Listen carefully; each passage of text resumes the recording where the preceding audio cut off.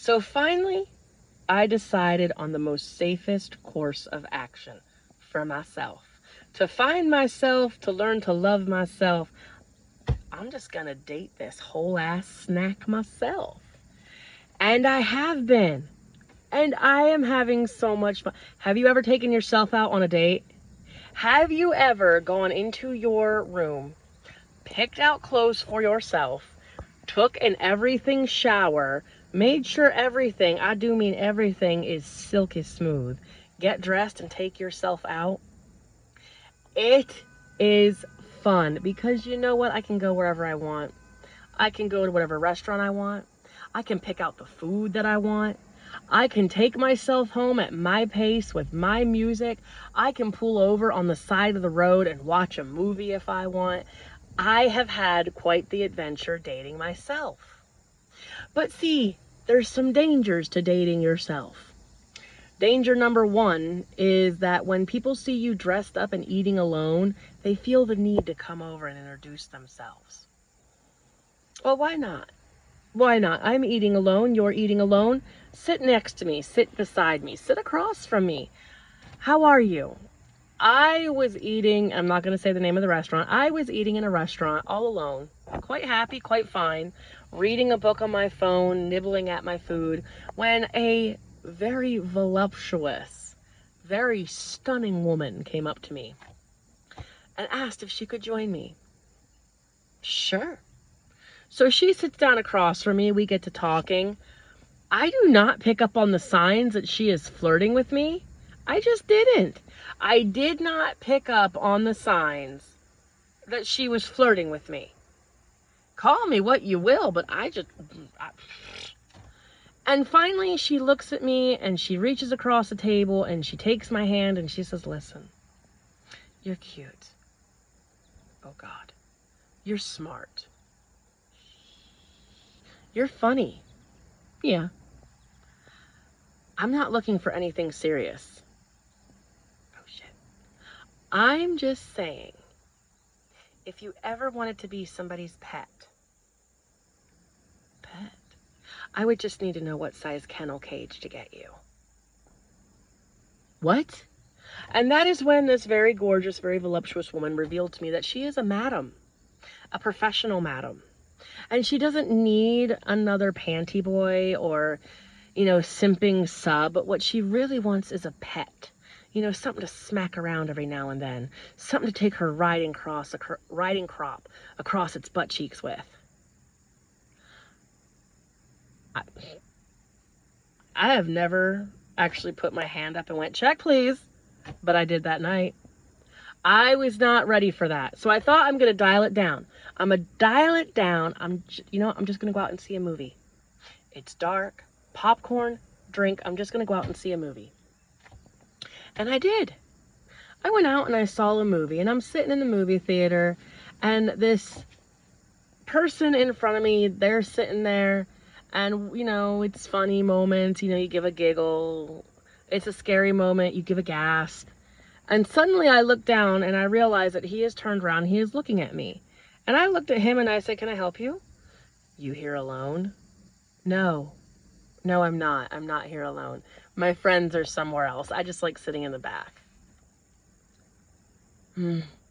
Turns back around. I'm thinking, oh my God. So I quickly leave the theater because no, we're not doing this. Do not lick your lips like that when you talk to me. We're leaving the theater. I left the theater and, to go see a movie, I went to a theater that was fairly far away from where my stomping grounds are. I didn't want to run into anybody that I knew. I just wanted to go out and enjoy a movie. I didn't want to run into anybody that I knew. I just wanted to go out and enjoy a movie. And I did. I had a wonderful time. I had a wonderful time at the movies until Lip Licker made eye contact with me, and then it just wasn't that much of a wonderful time at the movies. But I digress, because Lip Licker followed me out of the theater, looked at me and told me that I was way too pretty to be at the theater watching a superhero movie alone. Just here to watch the movie, dude. No weird, nefarious plots or plans in this. And he looks at me and he goes, I'd never met a woman that likes superhero movies. dude, I just came to watch a movie. I really wasn't paying attention. Are you single? No. Nope, not single. Mm-mm. Oh. And I start to walk away, and I feel, y'all ever have like somebody grab a hold of you that has really greasy, buttery popcorn hands? He reaches out and he grabs a hold of me. And I stopped and I looked back and I said, yes. He said, listen, you're beautiful. Okay? Are you into urethral dilators? What? Are you into, like, you know, peep rods? Peep rods? You know, and I'm just standing there because, like, yeah, dude, I know what it is. I've heard of them before. And this guy is trying to whisper it enough that I get the gist. And I'm standing there looking at this man who still has a hold of me with greasy, buttery popcorn fingers. And all I hear is, it's a thin metal rod that you insert up my dick. Go away. Okay? Let go of me. Let go of me. I peeled his fingers off, left the movie theater, turned around when I got to my car and saw the saddest, most lost puppy face on a man I have ever seen before. So we decided not to date myself anymore. We decided to dedicate all time to school and kids and continuing to make TikToks. Had a lot of fun at the Benton Rodeo. So much fun. I love the way a good pair of Levi's hugs the tush. Had so much fun at the rodeo. Had so much fun hanging out with my friends. And you know, every day, guys, it just gets a little bit better. You know, every day you notice that, you know, damn, I didn't cry yesterday. Every day you find something new to laugh at, some new joy that's out there. Every day I find one more reason to keep pushing forward. To not worry about what the unmentionable one is doing or saying or where they at. To not worry about what is going to happen tomorrow or what I'm going to be doing tomorrow, because every day is just a gift. Sure, we still have moments like when the kids actually sprayed me through the bathroom window with the garden hose. That was great. And yeah, sure, we have moments like the time I went to Walmart and ran into an old boyfriend who let me know that it would be great for us to get back together again because I've never been that pretty. I'm kind of ugly, but he has herpes, so it balances it out. And yeah, I have had moments where I'm sitting at the house and I'm watching my two kids play on their phones and I'm on my phone and life is just peaceful and I make a random wild animal noise and the kids answer me and the dog answers me and then there's a wrestling match on the floor. Life does not have to end because a relationship ends. I have found that out the fun way, the hard way, the hungover way. I have found that out as I'm walking through the store looking at a food that I really want to buy and just buy it because I can. I have found out that life doesn't stop unless you make it stop. I have found out that, you know what, it really is like my grandpa said, good things and bad things happen to everybody. But it's what you do with them that shows the world who you really are. And I have had so much fun with all of you. And we're just going to keep going. Because now it is time, and you knew I had to do this for you guys. Now it is time for the adventures with a home health aide. And we're going back a little bit because I didn't get to tell this story. Do you guys remember when the sky was hazy and smoky from the Canadian wildfires? Because I do. And on that particular day that it was at the most brutal, I was taking care of, I'm just going to call them Hippie. And Hippie is a wily old codger. Hippie is very strange. Hippie is the biggest conspiracy theorist that I have ever met. And Hippie's entire house is white. From the walls to the floor to the ceiling, from the furniture to the counters to the cabinets, Walking into Hippie's house was like stepping into a white padded room with a white paper plate full of vanilla ice cream melting on the floor. There was no color. Why? Because Hippie is convinced that the drones from the government cannot find you, cannot see you, unless you have color on your body.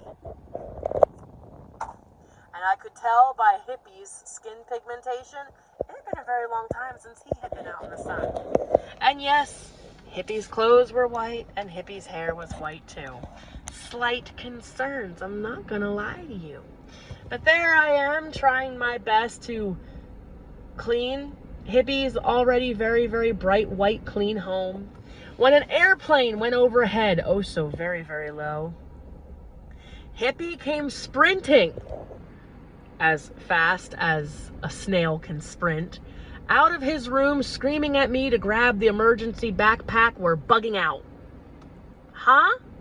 And as he grabs another backpack and starts shoving cans of ravioli, macaroni and beef, and water bottles into it, he starts telling me that the government has been after him for years because of his pubic hair knowledge. I'm sorry? And it is right then and there that I realized that the 60s, 70s, and most of the 80s were not very kind to Hippie. Because as he looked at me and rolled his eyes and seemed to get irritated, he grabbed me by the hand and dragged me at mock snail back down the hallway into his secret room. A room so secret that sometimes he couldn't even find it, because everything is painted white and the door is completely flush pumpkin. Whatever. I walk into a room where there are pictures of just about every known passed away American president. And every single American president has a little bag under it, filled with what this man swears to God is their pubic hair. And as I'm staring at a very large wall of pictures with multiple bags of pubic hair, I begin to wonder, where in God's green earth did all of this pubic hair come from? And it is then I realized how much Hippie scratches himself. So as I'm slowly backing out of the room while Hippie's ranting about how every American president has to donate a swatch of pubic hair so that we can clone them if they die, I am slowly going back into the kitchen. I don't know how long Hippie was in that room ranting to the invisible me, but long enough. But by the time he came out, I had his lunch ready and his afternoon meds. And as I tucked Hippie in, he looked at me, patted my face, and said, "You look like Theodore Roosevelt. How much pubic hair you got?" Life is an adventure. A pubic hair-induced adventure, apparently. But life is an adventure, and we are going to keep rocking, rolling, and having a damn good time with it, y'all. If you've enjoyed this, thank you. If you've had some fun, thank you. If you could like, comment, and share, thank you. If you could go to my TikTok profile, hit that GoFundMe link, and help me save Nana's house, thank you. If all you can do is give me those good vibes, good wishes, and good prayers, thank you. You guys have a blast. More stories to come.